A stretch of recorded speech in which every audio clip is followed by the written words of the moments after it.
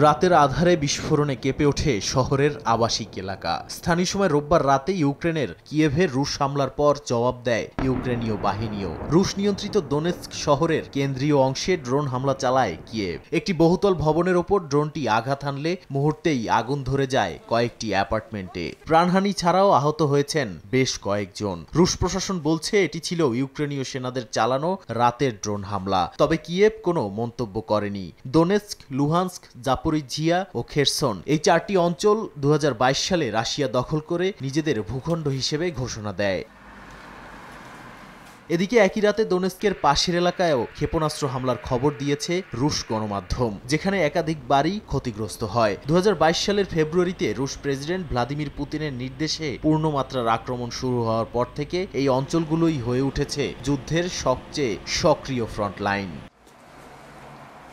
এর মধ্যেই কিয়েভ ইচ্ছে করে সংলাপ এড়িয়ে যাচ্ছে বলে অভিযোগ করেছে মস্কো। রুশ উপপররাষ্ট্রমন্ত্রী জানান, কিয়েভ আলোচনার প্রস্তাবে সাড়া না দেয়ায় পরিস্থিতির কোনো পরিবর্তন হয়নি। তবে মার্কিন প্রেসিডেন্ট ডোনাল্ড ট্রাম্পের প্রস্তাবিত যুদ্ধবিরতি পরিকল্পনা নিয়ে ইতিবাচক অবস্থানে রয়েছে ইউক্রেন। জেলেনস্কি বলেছেন, বর্তমান যুদ্ধ সংঘাত আগে থামাতে হবে, এরপরেই শুরু হতে পারে প্রকৃত আলোচনার পথ।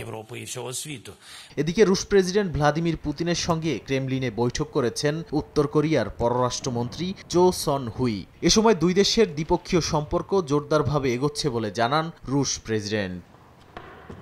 নাদিম মারজান, সময় সংবাদ।